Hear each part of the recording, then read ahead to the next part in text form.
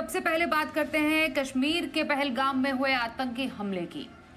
अब इस बड़े आतंकी हमले के बाद सेना और सरकार पूरी तरह से एक्शन मोड में आ चुके हैं।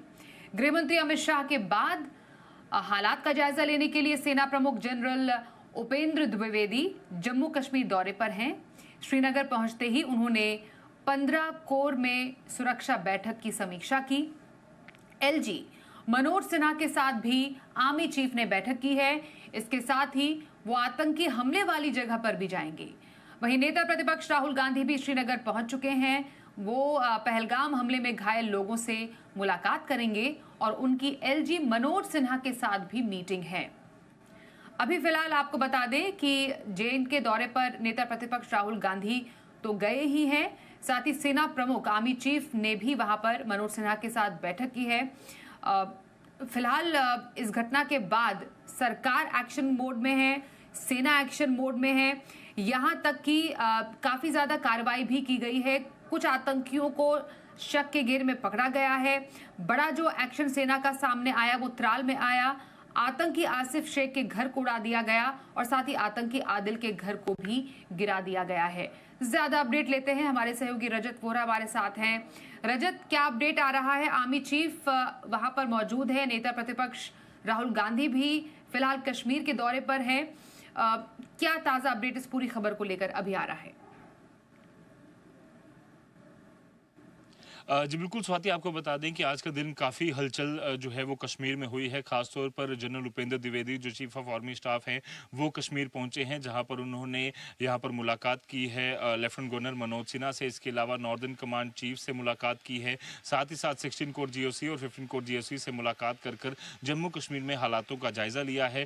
पहलगाम भी वो जाने वाले हैं, इस तरह की खबरें हैं। और इसके अलावा आपको बता दें कि जो एलओपी लीडर ऑफ अपोजिशन जो हैं राहुल गांधी, वो भी वहाँ पहुंचे। जीएमसी अनंतनाग में उन्होंने मुलाकात की। जो इंजर्ड लोग हैं उनसे मुलाकात कर एक विश्वास दिलाने की उन्होंने कोशिश की कि हम पूरा भारत जो है वो उनके साथ है। और साथ ही साथ कोई भी कदम अगर सरकार यहाँ पर उठाना चाहती है तो वो पहले ही राहुल गांधी ने क्लियर किया है कि कांग्रेस पार्टी उसको सपोर्ट करेगी। वहीं अगर बात करें तो बड़े एनकाउंटर्स जो हैं वो कश्मीर घाटी के साथ साथ जम्मू संभाग में इस समय चल रहे हैं, जिसमें कश्मीर घाटी में हमने देखा कि बांदीपुरा में और कुलगाम में बड़े एनकाउंटर्स जो हैं वो जारी हैं, जिसमें कि एक ओवरग्राउंड वर्कर जो एसोसिएट टेररिस्ट माना जाता है, बताया जाता है कि एक टॉप लश्कर का वो टेररिस्ट है, वो भी मारा गया है। तो साफ तौर पर तेजी से ऑपरेशन चलाए जा रहे हैं। जम्मू संभाग की बात करें तो जम्मू के किश्तवाड़ में एक कॉम्बैट ऑपरेशन चल रहा है, जिसमें कि एंटी हाइडआउट जो है वो ऑपरेशन चलाया जा रहा है, जिसमें आतंकी छुपने की संभावना है। उस तरह के हाइडआउट्स को ढूंढकर उन्हें यहाँ पर नष्ट करने की कार्रवाई जारी है। वहीं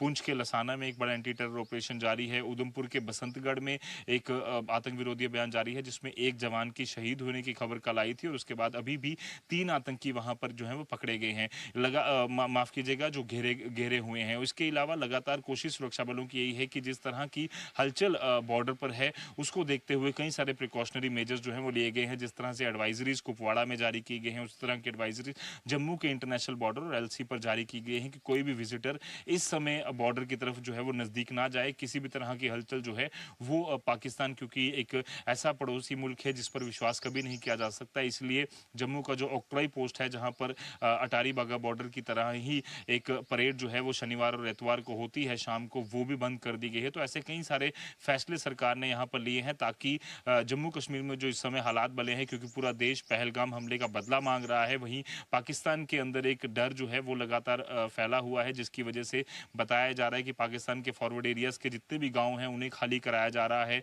पाकिस्तान के जो जेट हैं, फाइटर प्लेन्स हैं, वो हवा में गश्त कर रहे हैं ताकि किसी भी तरह की एक्टिविटी अगर भारत की तरफ से होती है तो वो जो है वो कहीं ना कहीं उसे रोक सके या फिर ऑफेंसिव मोड पर आ सके। तो ऐसे में लगातार आज का दिन काफ़ी ज़्यादा हलचल रही और अभी भी बताया जा रहा है कि जनरल उपेंद्र द्विवेदी कश्मीर घाटी में ही हैं और कई सारी अहम बैठकें कर उम्मीद ये जताई जा रही है कि कुछ बड़ा फैसला लिया जाएगा, जिससे पाकिस्तान को सबक सिखाया जा सके, ताकि पहलगाम जैसा जघन्य जो अपराध है, जो एक मैसेकर हुआ है, वो इस तरह की घटना कभी पाकिस्तान ना कर पाए।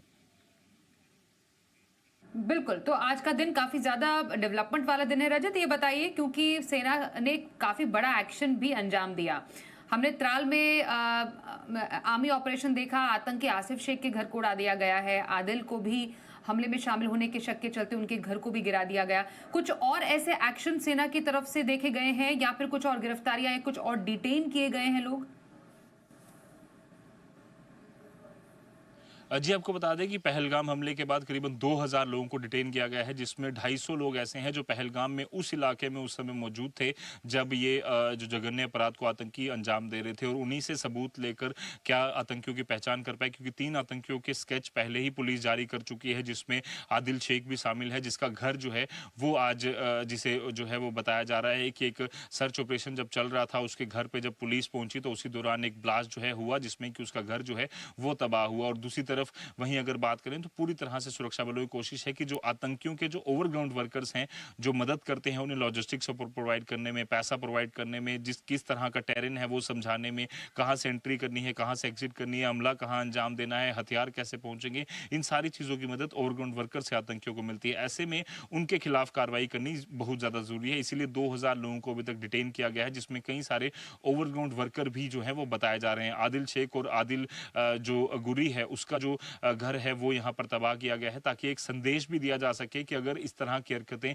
पाकिस्तान के पाले हुए आतंकी या उनके सपोर्टर्स जो भारत में है वो करेंगे तो उनको इसी तरह का अंजाम जो है वो भुगतना पड़ेगा। और इसीलिए सुरक्षा बलों की कोशिश है कि ना सिर्फ आतंकी बट उनका जो इकोसिस्टम पूरी तरह से काम करता है, टेरर फंडिंग की बात हो या फिर नार्को टेररिज्म की बात हो, उस पर कार्रवाई की जाए। और इसीलिए जनरल उपेंद्र द्विवेदी ने लेफ्टिनेंट गवर्नर मनोज सिन्हा से भी मुलाकात की है, जो कि पूरी तरह से जम्मू कश्मीर में पुलिस को भी यहाँ पर देखते हैं। तो ऐसे में किस तरह से पुलिस का एक अहम रोल रहने वाला है उस पर भी यहाँ चर्चा की गई। तो ओवरऑल अगर हम बात करें तो आतंकियों के इकोसिस्टम को खत्म करने के लिए एक बड़ा प्रहार करने की कोशिश की जा रही है, उसकी तैयारी भी आने वाले दिनों में और तेज हो सकती है।